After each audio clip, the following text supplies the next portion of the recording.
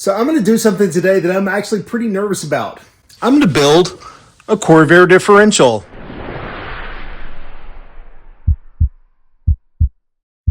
Hey everybody, welcome back to Auto Anatomy. My name is Sean. Thank you so much for joining us and Happy New Year. So as you saw in the last video, we built the engine for the FLOODED Corvair, but that's only 1/3 of the project that we're working on, actually a fourth of the project that we're working on. We're going to be building an engine for the car, but we're also building a differential, going through a transmission, and finishing up some rust repair on the FLOODED Corvair. It seemed like a good time since the engine was out to go ahead and knock out one of the last pieces of rust repair on this body. So where we left off last time, we got this side rail done. In this video, we're going to knock out the big chunk of the rust repair, which is along the leading edge. And I've got all the new metal for that. And I want to talk to you all about ruining this a little bit further, but we'll get to that later in the video. Today, we're going to start splitting up the new differential and transmission that we picked up from my buddy Barry. So this is a 355, which is going to replace the 327, and it's a 65 model 4-speed, just like we had before. So I think today what I want to do is at least break down, get the transmission separated from the differential, and see kind of what parts are needed. I absolutely read every single comment that you guys leave on the videos. And almost overwhelmingly, one of the things that everyone said was make sure you put a 4-pinion spider in it. So we're definitely going to take a look at doing that. But I think I want to start by separating the transmission from the differential, get it set aside because we're going to be working on that in the next video. If you like seeing classic cars and especially Corvairs get brought back to life, take just a second and hit that subscribe button and ring the bell for notifications. It's an absolutely free way to help support our channel. If you do want to help support us monetarily, we do have channel memberships available for as little as 99 cents a month. And for that, you get behind the scenes access to early videos, pictures, things like that that never get released to the main channel. So please consider doing that if you're so inclined. All right, let's go ahead and dive into getting the transmission and the differential separated and see what all parts we're going to have to order.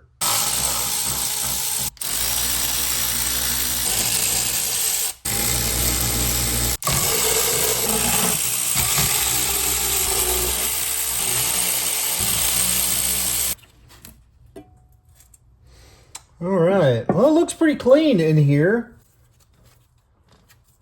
I mean, there's no big chunks of anything, so that's encouraging.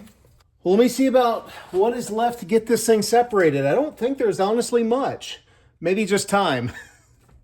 I think this has probably been stuck together for, 60 years, so.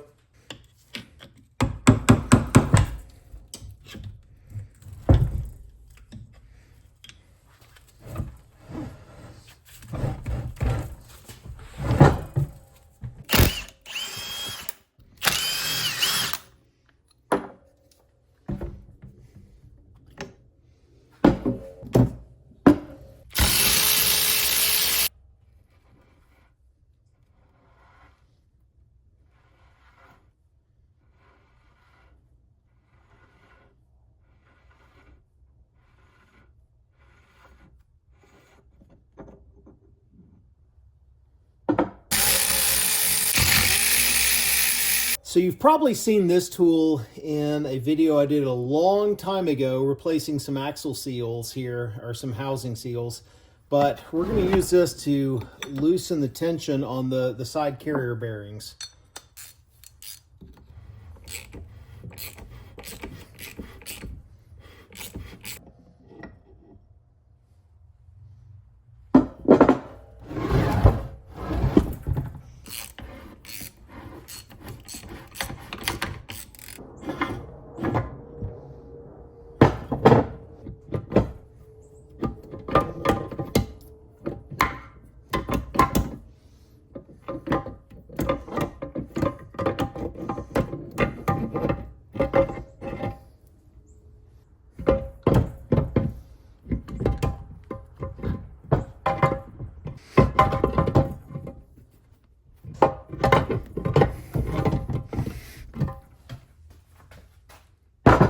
I know it's silly, but seeing this kind of casting flash on the differential just drives me crazy. So I'm going to spend a little bit of time getting this knocked down and smoothed out. And there's places like this all over the differential.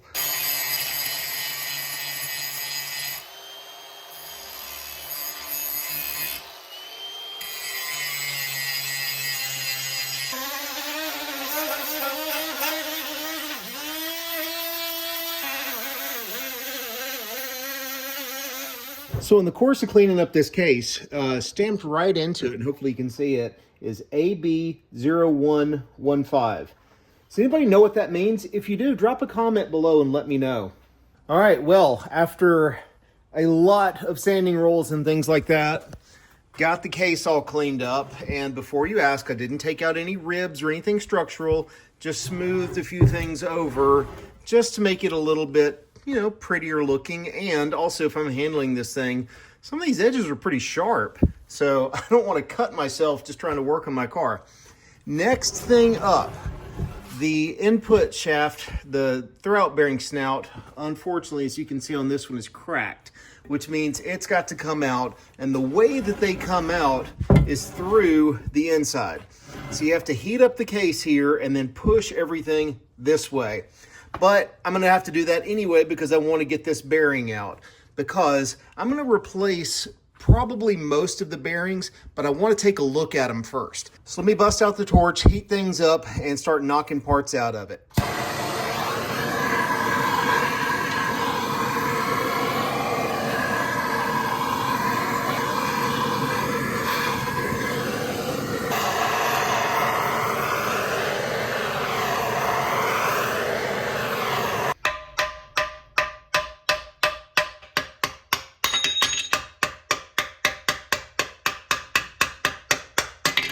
One last thing I'm going to do is just go ahead and clean up a lot of this, like casting flash and whatnot that's down inside the drain holes here, because man, there is a ton. Not going to make it any bigger, just cleaning it up.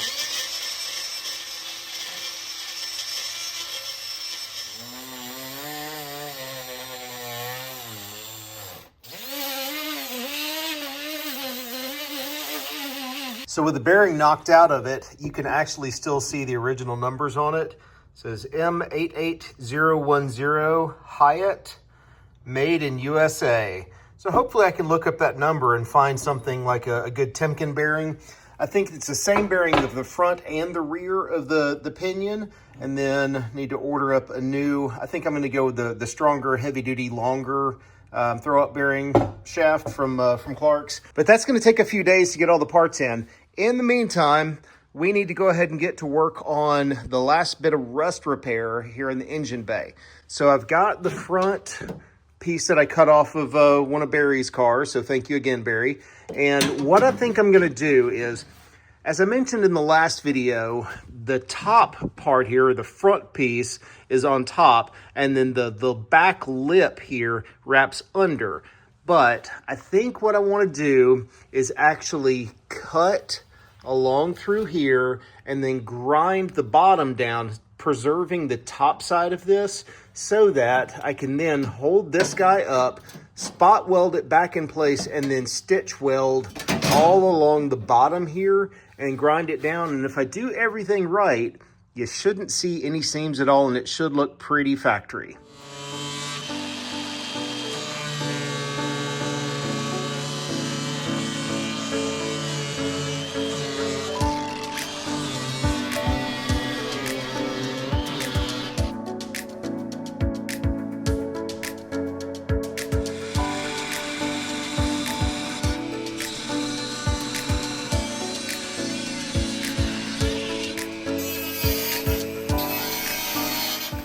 So we've got the new metal marked up. I'm just gonna go ahead and scribe a line on here, get the metal cut off on the bottom, and then once the old metal is ground off, then we can really work on getting this fit a little bit better. But in the meantime, I think this is roughly where the new metal is gonna sit. Coming around up under the bottom here, you can see the line that we've drawn and just the little pinholes of rust. There's a handful, but it's not bad. So I think the next step is going to be cutting out on this line, which will actually take out a couple of these pinholes, get this separated here, and then grind the bottom of these two layers down to the top of the two layers, so that, well, I wonder if I could also just drill out these spot welds. I may do that too. And then once I've got the new metal fitted, then I can come back, replace like these larger sections of pinholes, and hopefully that will be all of the rust done back here.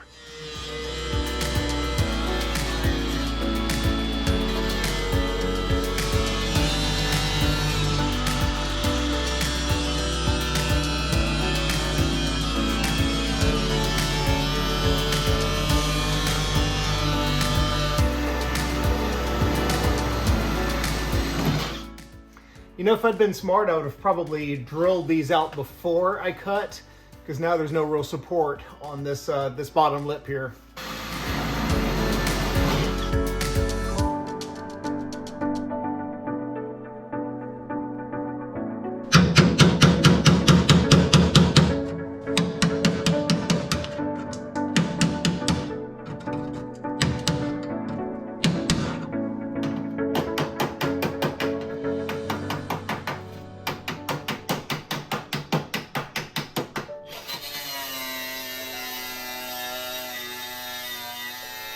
So I think we're about ready to weld on some new metal.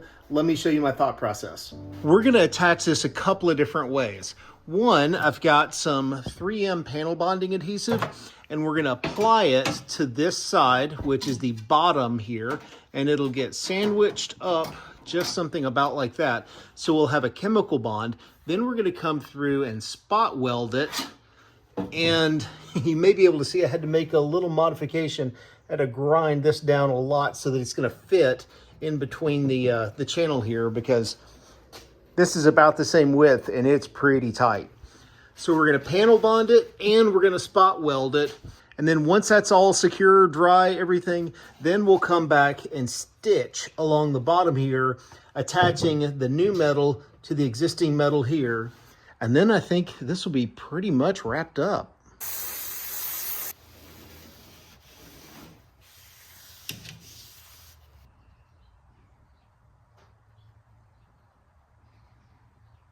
So to line this up and make sure I've got the spacing right, I made a few little wooden spacers before cutting the old one off.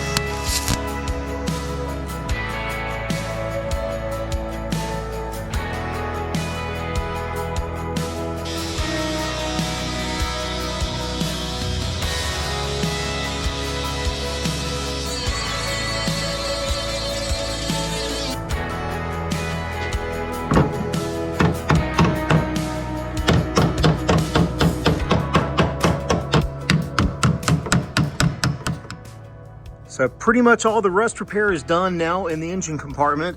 And while at it, I went ahead and filled in just a few little holes that were not needed. So just trying to smooth up the engine compartment, make it look just a little bit nicer. Now that that's done, we can get back to work on the differential, which is really what we started this whole build to do. One of the things that I absolutely am gonna do before starting reassembly is to put something on this that it should have had from the factory, which is a drain plug. They gave us a boss for it and just didn't put it in. So I picked up a half NPT pipe tap, got my drill and tap set here, and we're just gonna go ahead and drill, tap this in so that in the future, if we need to do any fluid changes, it's super easy. About 1.5 inches, and this doesn't have to be perfect, but you know, I'm a little bit of a perfectionist in some ways.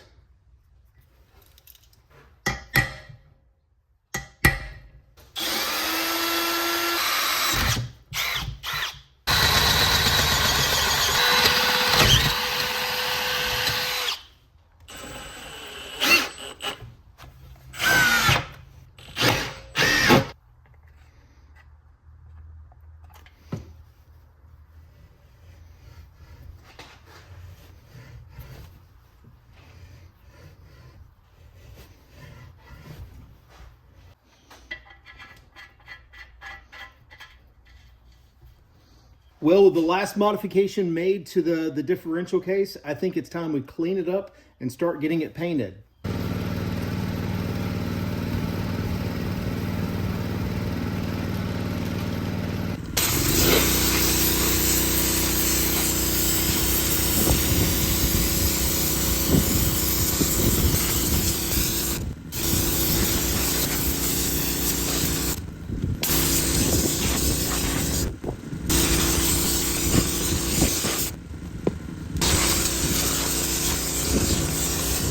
So the first thing that we're going to paint is actually the inside, and just like we did on the engine, I'm going to paint this with Gliptol.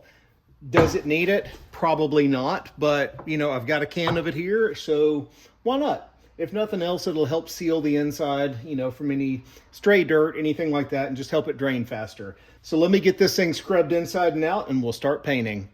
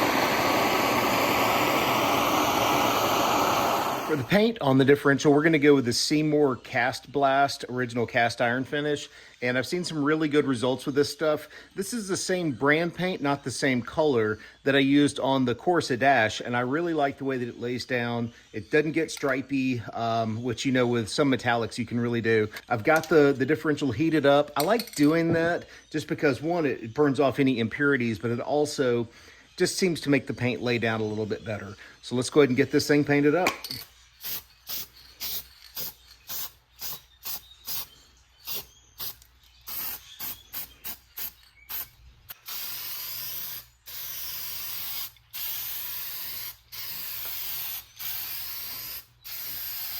Now that the differential case is painted, I want to build a little cradle for it to hold it, just to make it easier to work on so that it's not rocking back and forth when I'm trying to set things up and hammer in bearing races and that kind of stuff. So my thought is take some like angle and build a little square, you know, like platform, and then come up and reference the suspension mounts here on the back and maybe the bell housing mounts on the front. And that way I can set it upright so that it's got a nice stable platform. Let me go pick up some metal, and I think I can knock this out pretty quick.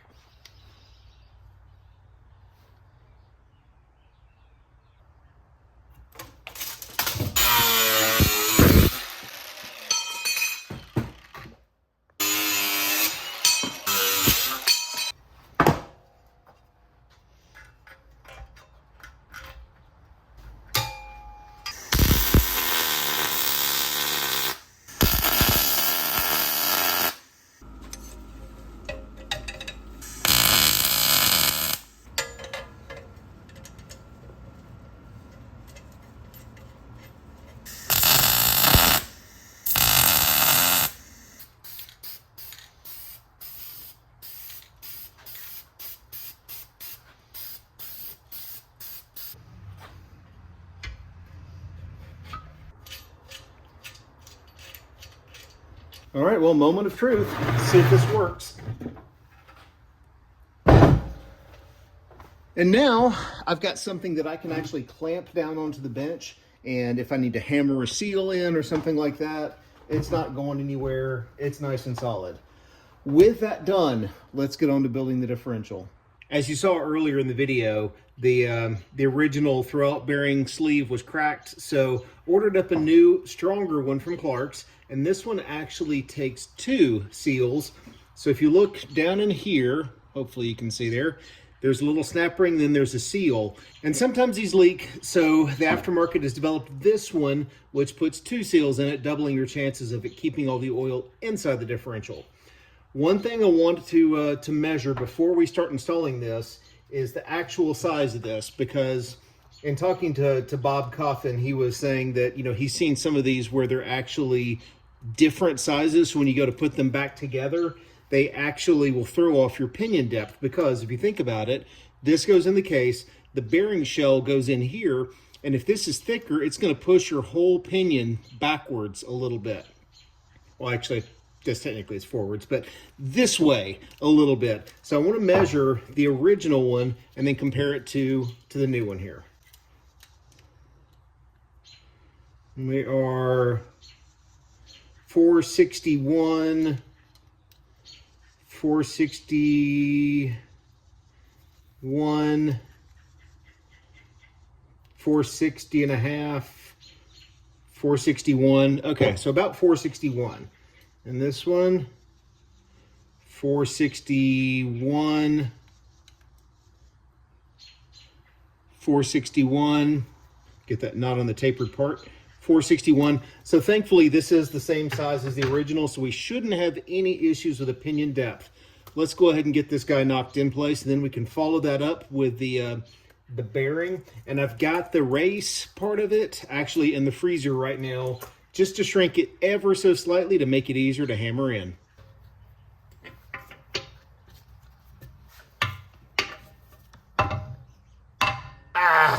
Okay, hold please.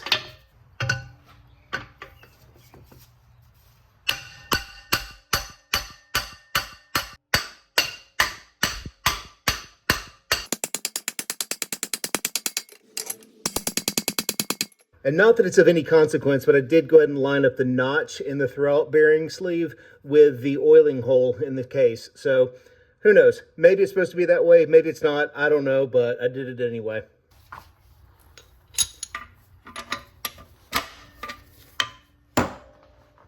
Well, now that the case is all wrapped up, it's time to move on to the most important and probably the most fun part of this build. So several people have asked, you know, if we're going to make any big changes to the differential when we're going back together. A lot of people recommended that we do like a 4-spider carrier or something like that to increase the strength while we're in there. Some people wanted to see a Posi go in. So I thought, you know what? Why not both? So thanks to the very gracious kindness of a lot of our followers here, I was able to acquire a brand new old stock Clark's 4-spider differential kit, and check out these old instructions, as well as a Posi and all the clutch plates, everything that we need in order to install it. So I can't wait to start diving in. The first thing that we're going to do is we're going to build the 4-spider carrier, and then we can get on to the Posi.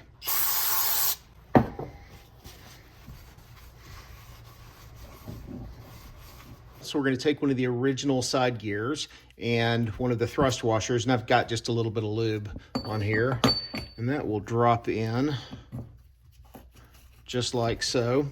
Next up is going to be dropping in the spider gears, and on the original differential, these had a little cone-shaped thrust washer behind them. On this kit, and I can't speak to others, the inside is machined smooth, so you're not going to be putting in those original thrust washers. Those will drop in. And then you're going to need to source 2 additional spider gears, and I just got these from a junk differential.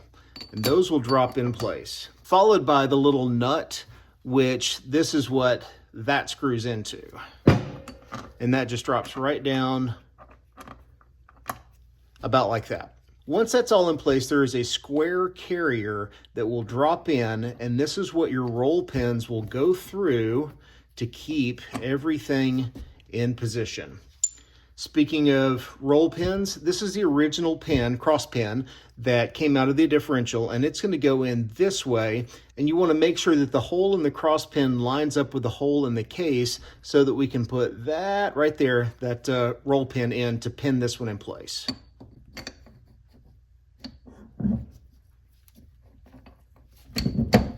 Last step in the kit, it includes 2 smaller cross pins that are meant to engage the original cross pin, and these will just push right in on the sides and are held in place by the ring gear.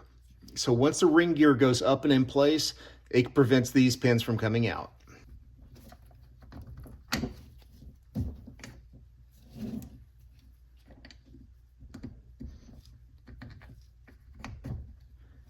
Finally, we're going to drive in the roll pin that secures this all in place.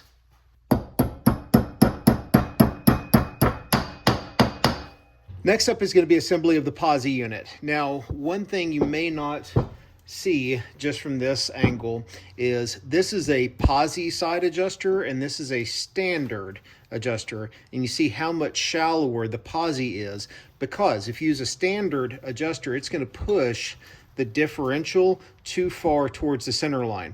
So don't use the existing one, use one of the Posi side adjusters. And yes, I did go ahead and put Gliptol on here just because I'm a nut, but all new bearings in here. Let's go ahead and get this assembled. The next step of the differential assembly is making sure that the Posi diff cover lasts a little bit longer. And I know that there are aftermarket covers that are available, and then some people are making them even.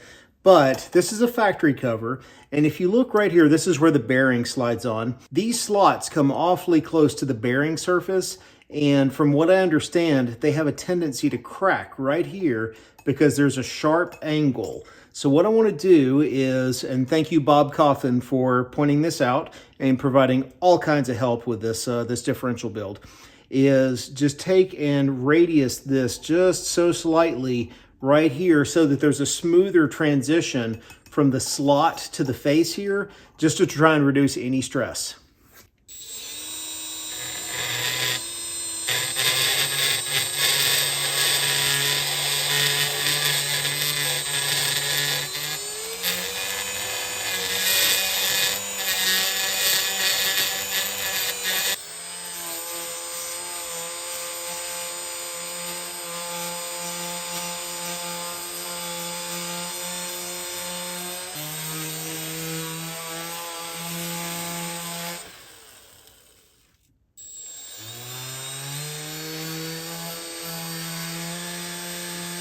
All right, got those rounded over, so hopefully no stress cracks can form.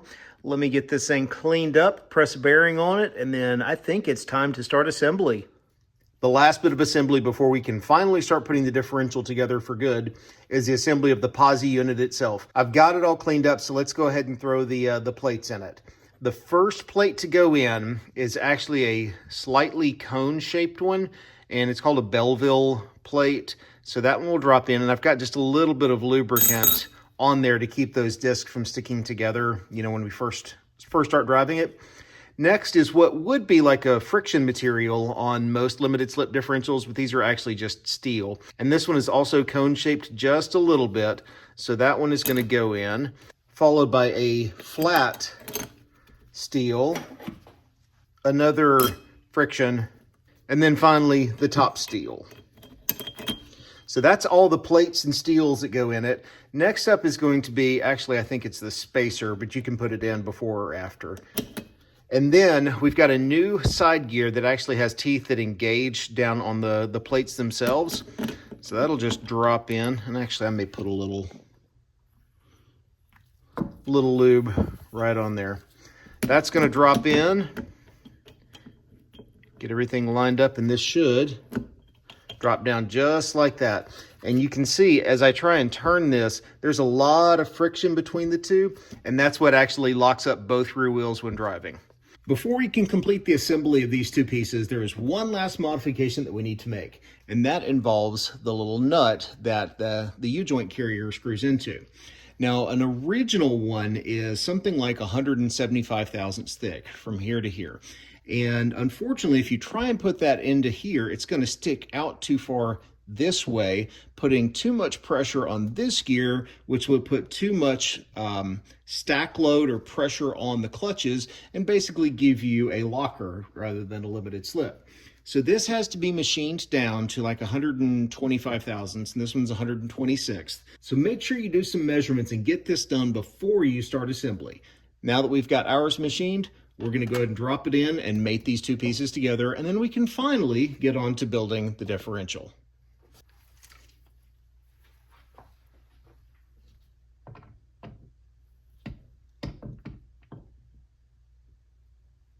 One thing I like to do when putting ring gears onto differentials is to take a couple of bolts and cut the heads off of them, and that way you can use them as guide pins so that when you screw these in. Since the ring gear is a very, very slight interference fit with the carrier, the bolt holes will be lined up before you can ever get one of these bolts started.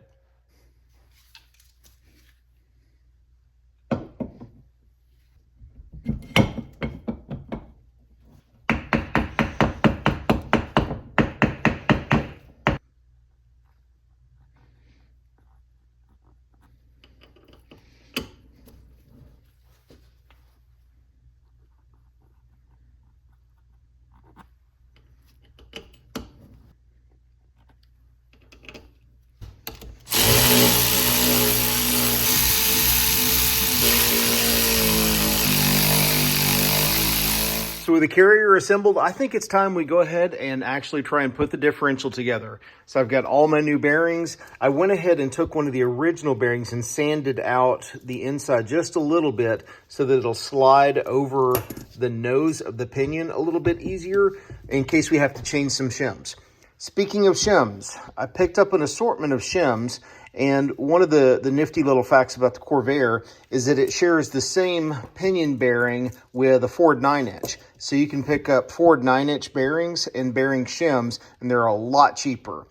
Got my gear marking compound, got my brush to brush it on. Why don't we go ahead and throw the carrier and the pinion in and start checking some backlash.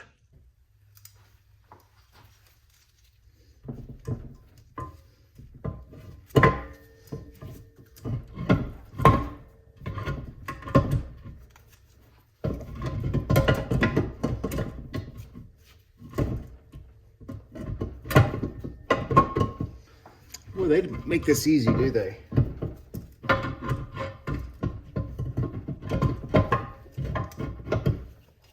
Okay. Okay. It came out, so it's got to go back in.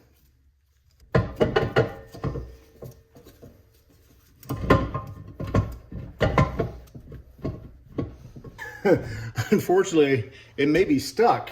Well, that was way harder than I think it should have been, and part of that is just probably me not getting the angle right, but regardless, the carrier is in the case.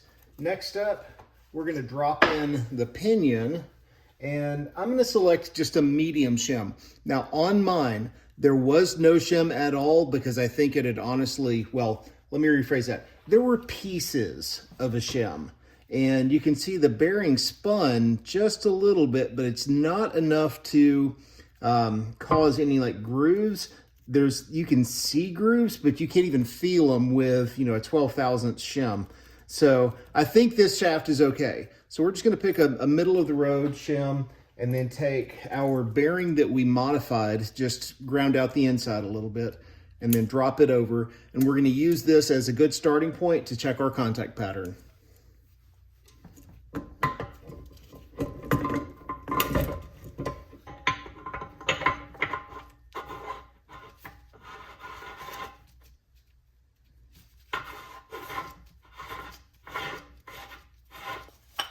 So the Posi side carrier, the narrow one goes on this side and the standard one goes on this side. I'm not putting the O-ring in right this minute because I want to get my pinion depth set first, and I'm not taking these on and off a whole bunch of times and possibly damaging the O-rings. Once I get the pinion depth, we'll put the O-rings on it and then set our backlash for good. So the carrier and the pinion in the housing itself, looking at the instructions, it says tighten the right side, which for me, this is the right side, this is the left side. Tighten the right side bearing adjuster sleeve while rocking the differential assembly with one hand until there is zero backlash between the ring gear and the pinion.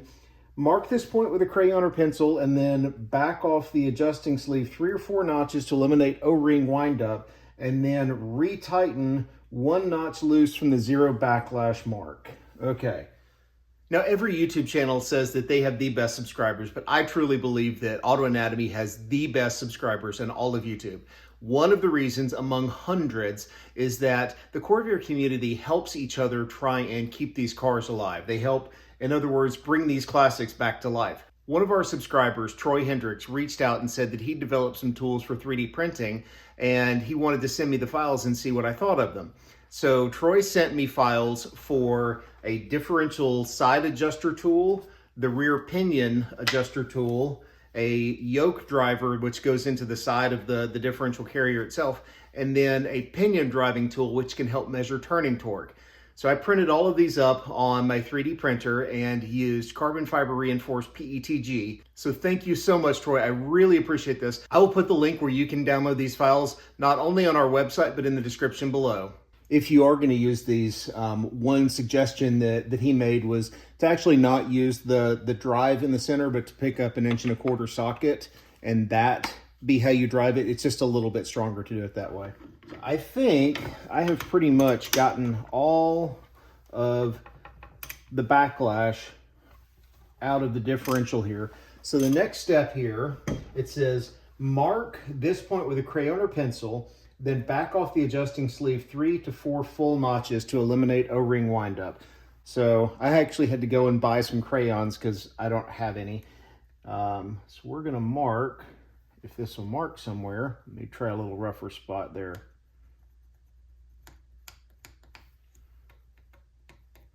All right, I think that'll work. I can roughly see where that is.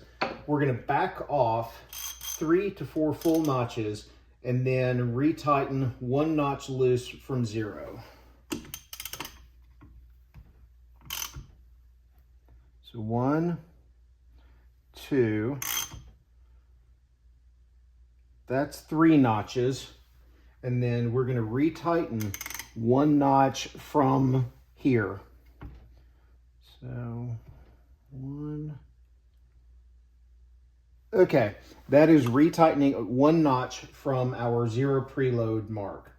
Now we're going to tighten the left side bearing adjuster nut until all lash is eliminated. Mark both the adjusting sleeve and carrier, then back off the sleeve 3 to 4 full notches, and then retighten until marks realign plus a minimum of 2 additional notches. Back it off 3 to 4, and then retighten until it lines up, plus 2 to 3. So there's 1, 2, 3 notches back. 1, 2, 3 notches, plus a minimum of 2. Next, we're going to take our pinion tool, and it says tighten the pinion bearing adjusting sleeve until the pinion bearings are carried into contact with the races, then back off pinion adjusting sleeve slightly to eliminate any pinion bearing preload.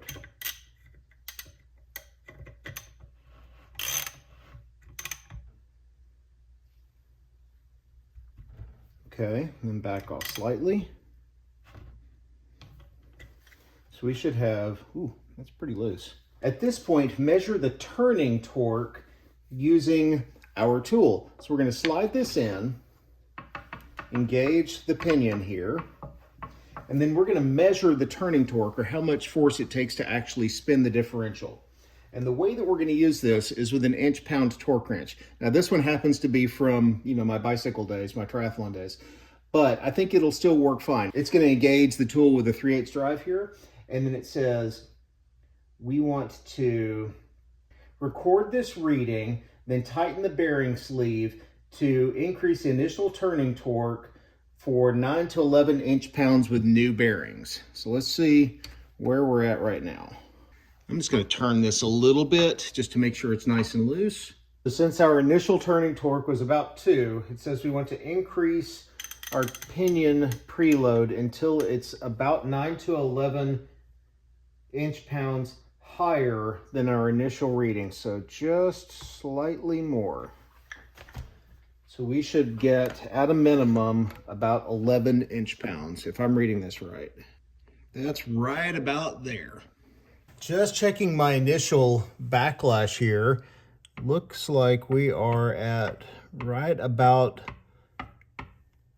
8.5 to 9 thou. Yeah, about 9 thou, which isn't bad. That's a little bit over what we need. So we're gonna have to tighten this side to push the gear in that way. Once I get the backlash set where I want it, I want to check the pattern and see what it looks like.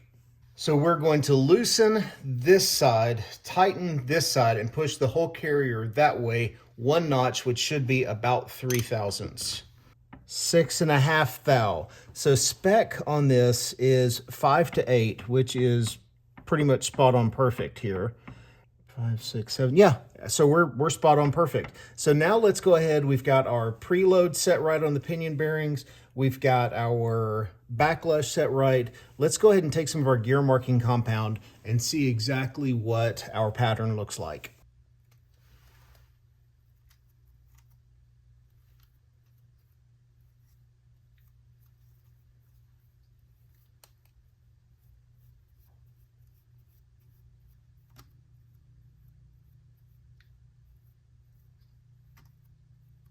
In the manual, it says to take a 9/16 wrench and put it on one of the ring gear bolts, but I think I'm going to use this outdrive here just because it's a little bit easier for me to try and turn.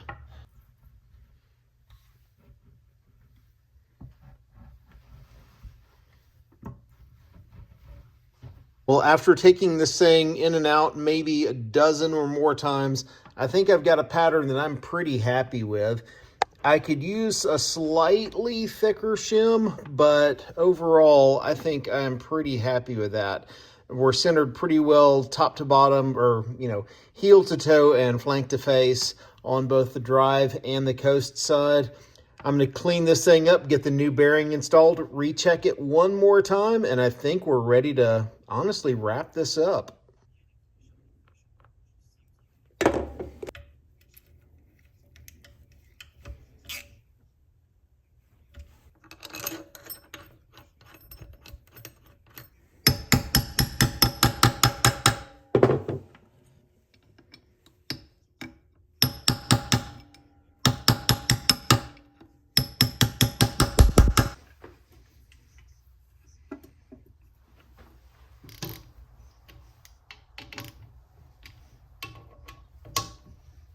And just like that, the differential is all wrapped up. I think it turned out really nice. I can't wait to see what it's going to feel like with the new Posi differential, and frankly, bearings that aren't screaming when going down the interstate. Coming up next on Auto Anatomy, we've got to turn this ugly thing into something that looks more like that.